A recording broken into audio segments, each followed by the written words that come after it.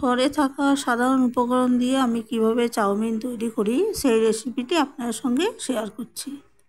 বলেছি বন্ধুরা, ঘরে গাজর, ক্যাপসিকাম ইত্যাদি না থাকলে চাউমিন করা যাবে না। দেখুন তো আমি কি করে করছি।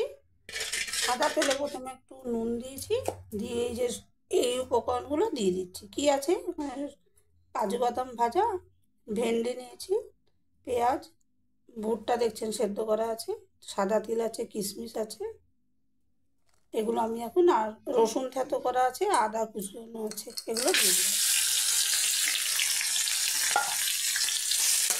এগুলো আমি ভেজে নিচ্ছি। আরও কিছু উপকরণ দেবো, আরও কিছু উপকরণ দিচ্ছি। দেখুন, সয়াবিন আর এই যে আলু, এটা সামান্য গরম জলে সেদ্ধ করে রাখা আছে, জল গরমে, এইগুলো দিয়ে দিলাম। এরপরে আরও কিছু উপকরণ আমি যোগ করবো, সেটা পরে বলছি আপনাদের। এবার কিছু মশলা যোগ করেছি। দেখুন, কারি পাউডার আছে, গরম মশলার গুঁড়ো, শুকনো লঙ্কার গুঁড়ো, একটু হলুদ গুঁড়ো, আর একটু কসুরি মেথি। আর আমি এখানে বলে নিই যে আমি কোনো বাঁধা ধরা নিয়মে রান্না করি না। সে আমার রান্নাগুলো দেখলেই আপনারা সেটা বুঝতে পারবেন। সেখানে এক্ষেত্রেও তাই, যে এই কিছু সবজি আছে যেটা ছাড়া আমি করতে পারবো না, ওইটা নেই। আমার কাছে যখন যেটা থাকে আমি সেটাই দিয়ে কিছু মুখরোচক তৈরি করার চেষ্টা করি। আপনারা হয়তো ভাবছেন যে কুঁদরু, ঢেঁড়স এগুলো দিয়ে কী হবে, কিন্তু তৈরি করে দেখবেন। আর আমিও তৈরি হয়ে গেলে আপনাদের দেখাবো, যে ভীষণ সুন্দর খেতে হয়। আর আমি স্বাদ মতো নুনও যোগ করে দিয়েছি, হয়তো সেটা বলতে ভুলে গেছি।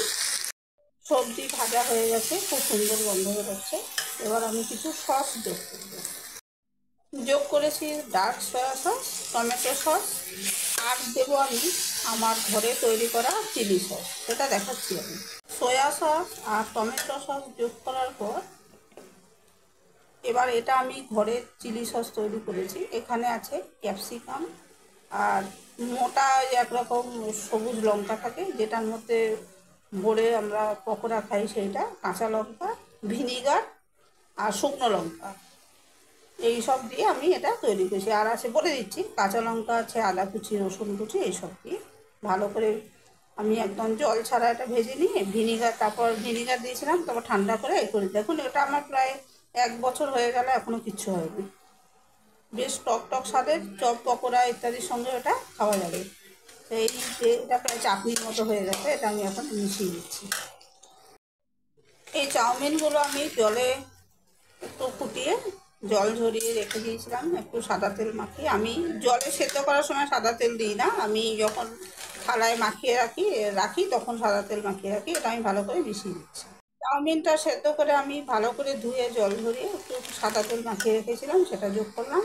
দেখুন, আমার চাউমিনগুলো ভালো করে মেশানো হয়ে গেছে। আমি একটা পেঁয়াজ আর একটু গোলমরিচ গুঁড়ো দিয়ে দিচ্ছি, এটা কাঁচা গোলমরিচ গুঁড়ো, ব্যাস। এবার এই পেঁয়াজ আর গোলমরিচ আমি মিশিয়ে দিচ্ছি। দেখুন, আমার চাউমিনটা তৈরি হয়ে গেল।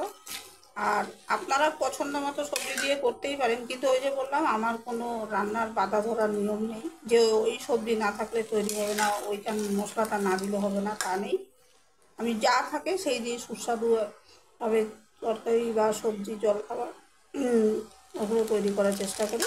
আপনারা করে দেখতে পারেন, নিরাশ হবেন না।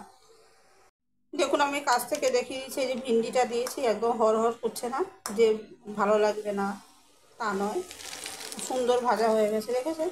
আপনারা যা ঘরে থাকবে সেই সবজি দিয়ে করতে পারেন, খুব ভালো লাগবে। অন্তত আমি নিজের মত বলছি, আমি এইভাবেই করি। শেষে কিছু চীনাবাদাম ভাজা যোগ করেছি। আমার চাউমিনটা তৈরি হয়ে গেল।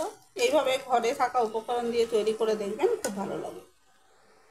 দেখুন বন্ধুরা, আমি সব কিছু মিশিয়ে দিয়েছি, আর বেশ ঝরঝরে হয়েছে, কোনো গলা ভাব কিছু নেই। আর ভেন্ডিগুলো দেখুন কত সুন্দর হয়েছে, আর কুঁদরুও ঠিক ভাজা হয়ে গেছে। এবার আমি পরিবেশন করব। খুব সহজেই এইভাবে ঘরে থাকা যে কোনো সবজি দিয়ে চাউমিন তৈরি করে ফেলুন, খুব ভালো লাগবে।